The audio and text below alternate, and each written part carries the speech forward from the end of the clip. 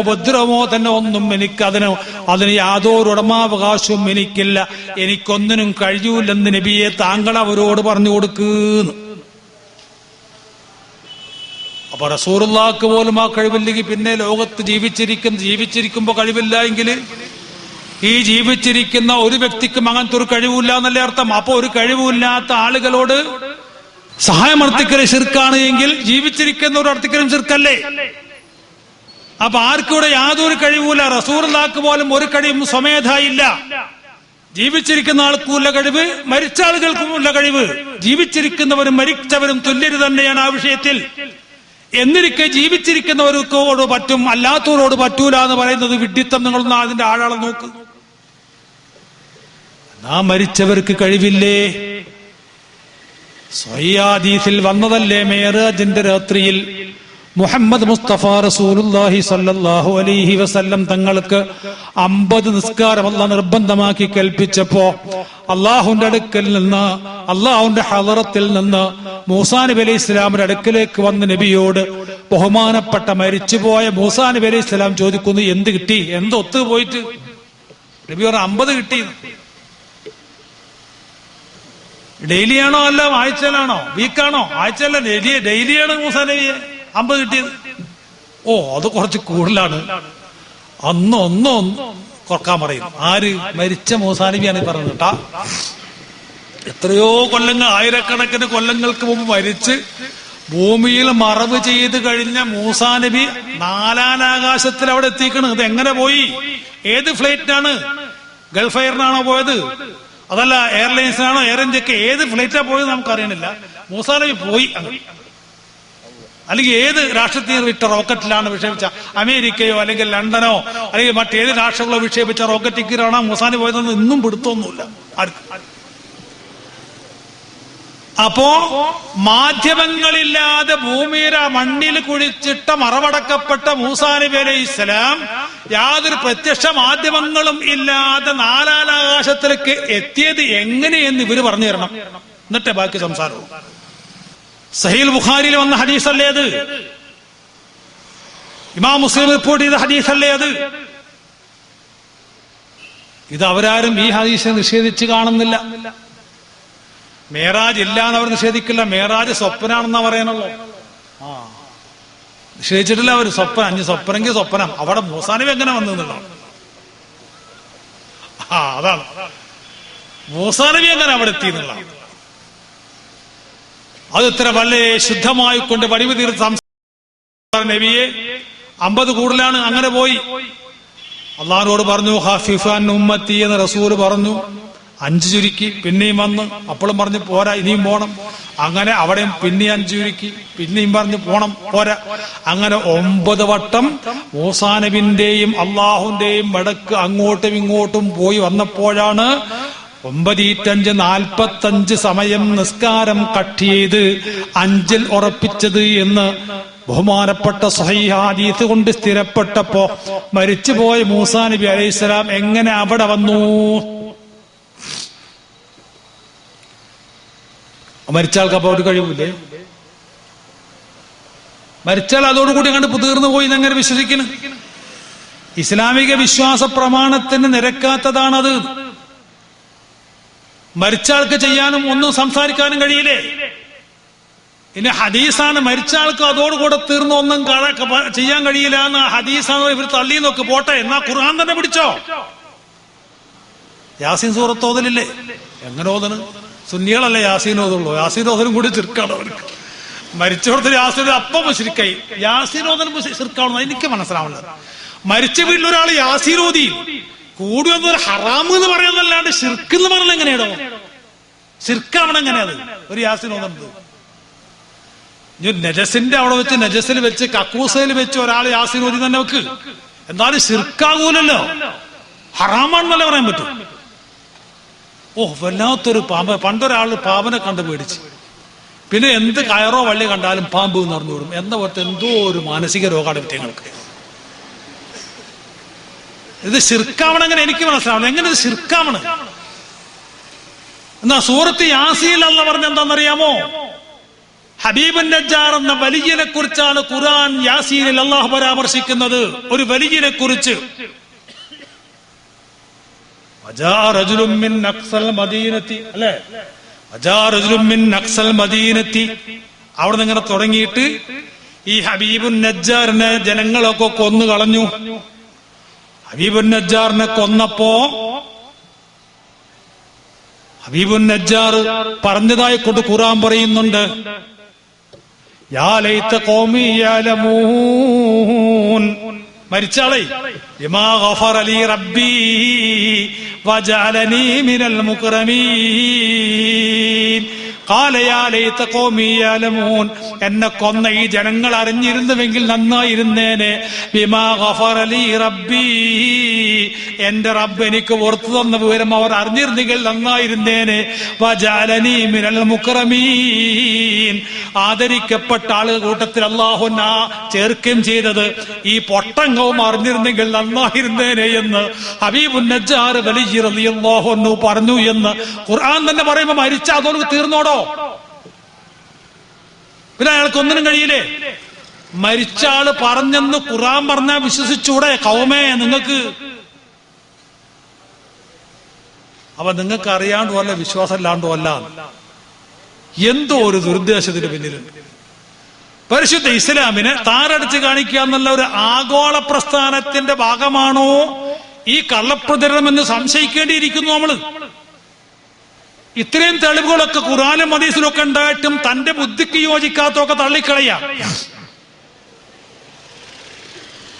പ്രവാചകന്മാര് കാണിച്ച അത്ഭുതങ്ങൾ എത്രയുണ്ട്. മറഞ്ഞ കാര്യങ്ങളൊക്കെ അള്ളാഹ്ക്ക് മാത്രമേ അറിയൂ. അല്ലാത്ത ആരെങ്കിലും മറഞ്ഞ കാര്യങ്ങൾ അറിയുമെന്ന് വിശ്വസിച്ചാൽ കാഫിറാണ്, ശിർക്കാണെന്ന് പറയുന്ന ആളുകൾക്ക് ഇതാ ഖുർആൻ തന്നെ പിടിച്ചോ. സൂറത്തുൽ കഹ്ഫിൽ ഖിദ്ർ നബി അലൈഹിസ്സലാമിനെ കുറിച്ച് ഖുർആൻ പരാമർശിക്കുന്നുണ്ട്. മൂസാ നബി ഖിദ്ർ നബി അലൈഹി ഇസ്ലാം നടന്നു പോകുമ്പോൾ ചരിത്രം വിശാലമാണ്. ഒരു കുട്ടിനെ കൊന്നു. ഖിദ്ർ നബി അലൈഹി ഇസ്ലാം കളിച്ചുകൊണ്ടിരിക്കുന്ന ഒരു കുട്ടിയുടെ കഴുത്ത് ഞെരിച്ചങ്ങ് കൊന്ന്. മൂസാ നബി ചോദിച്ചു ഖിദ്ർ നബിയോട്, ആ ഖതൽത നഫ്സൻ സകിയ്യതൻ ബിഗൈരി നഫ്സ്, യാതൊരു കാരണം കൂടാതെ ഒരു ബാലനെ അങ്ങ് കൊന്നുകളയാ, എന്താണ് കുട്ടി ഇങ്ങനെ വെറുതെ കൊന്നുകളയണെന്ന് മൂസാ നബി ചോദിച്ചപ്പോ ഖിദ്ർ നബി അലൈഹി ഇസ്ലാം പറഞ്ഞു, ഇനി എന്റെ കൂടെ കൂടാൻ പറ്റൂല. അതിന് മുമ്പേ നിബന്ധനയാക്കിയിട്ടുണ്ട്, ഞാൻ എന്ത് ചെയ്താലും എന്നോടൊന്നും ഉണ്ടാൻ പാടില്ല. മൂസാ നബി ചോദിക്കും, എന്ത് കാണുമ്പോൾ ചോദിക്കാൻ ചോദിച്ചു അവസാനം എതിർത്തി വേറൊരു ചോദ്യം കൂടെ ചോദിച്ച്. അപ്പൊ പറഞ്ഞു, അദാ ഫിറാഖു ബൈനീ വബൈനിക് സഉനബ്ബിഉക ബിതഅ്വീലി മാ ലം തസ്തതി അലൈഹി സബ്റാ. ഇനി എന്റെ കൂടെ കൂടാൻ പറ്റില്ല. താങ്കൾക്ക് ക്ഷമിക്കാൻ പറ്റാത്ത കാര്യങ്ങളിൽ ഒളിഞ്ഞുകിടക്കുന്ന യാഥാർത്ഥ്യങ്ങളെ സംബന്ധിച്ച് ഞാൻ താങ്കൾക്ക് പറഞ്ഞു തരാം എന്ന് പറഞ്ഞുകൊണ്ട് ഖിദ്ർ നബി അലൈഹി സ്വലാം പറയുന്നു, അമ്മൽ ഗുലാമു ഫകാന അബവാഹു മുഅ്മിനൈനി ഫഖശീനാ അയ്യുറീകഹുമാ തുഗ്യാനം വകുഫ്റാ ഫഅറദ്നാ അയ്യുബ്ദിലഹുമാ റബ്ബുഹുമാ ഖൈറൻ മിൻഹു വസകാതൻ വഅഖറബു റഹ്മാ. ഖുർആൻ പറഞ്ഞില്ലേ?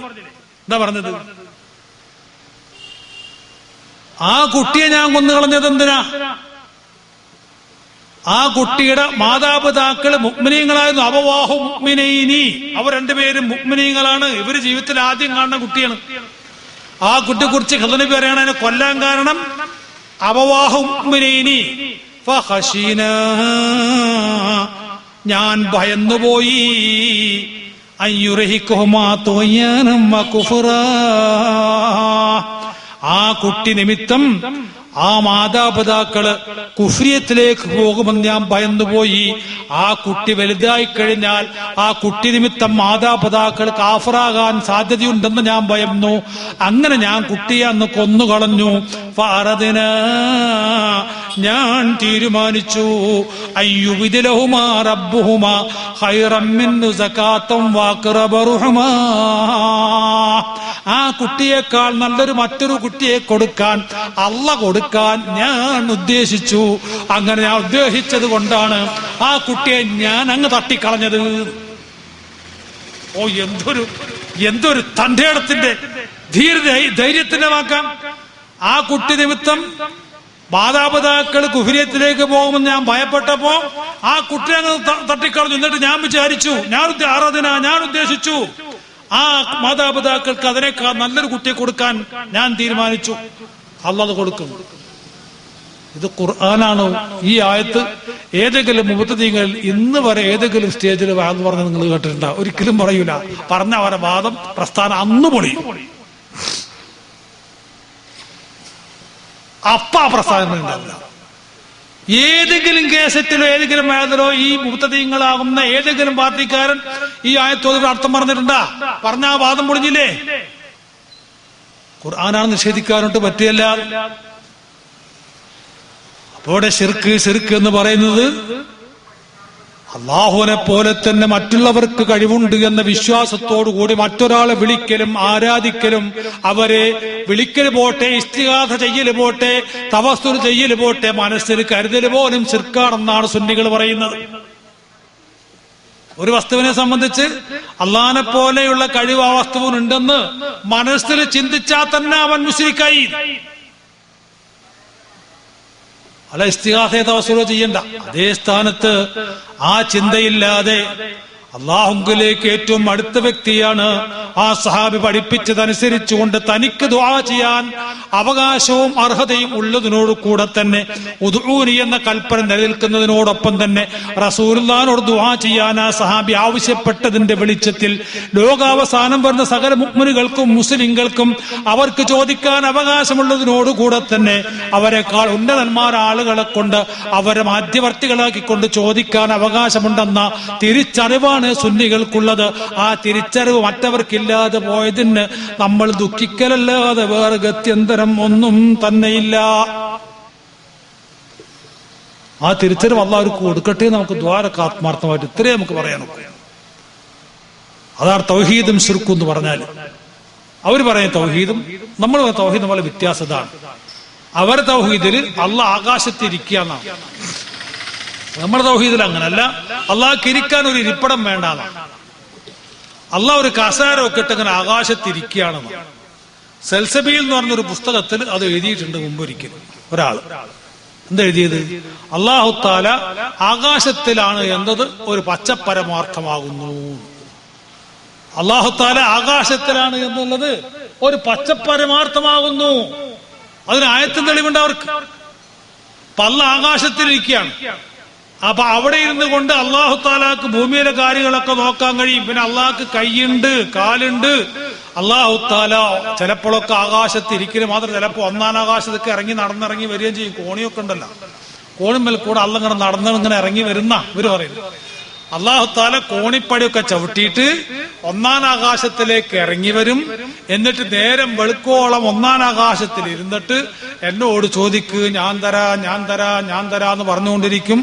അങ്ങനെ ഒന്നാം ആകാശത്തിരുന്നു കൊണ്ട് എന്നോട് ചോദിക്കുക എന്ന് ഡെയിലി അല്ലാഹു തആല ഈ ലോകത്തുള്ള സകല മുഅ്മിനുകളോടും അടിമകളോടും പറഞ്ഞുകൊണ്ടിരിക്കുന്ന ആ റബ്ബിനോട് ചോദിക്കാൻ ഒരു സഹാബിക്ക് ധൈര്യം വരാതെ ആ സഹാബി നബിയെ കൊണ്ട് ചോദിപ്പിച്ചു എന്ന് പറഞ്ഞാൽ ഡെയിലി അല്ലാഹു തആല എന്നോട് ചോദിക്കുക എന്ന് പറയുന്ന വാക്കിന് ഒരു വിലയും കൽപ്പിക്കാത്ത സഹാബിയെ അല്ലേ നമ്മൾ കാണുന്നത്?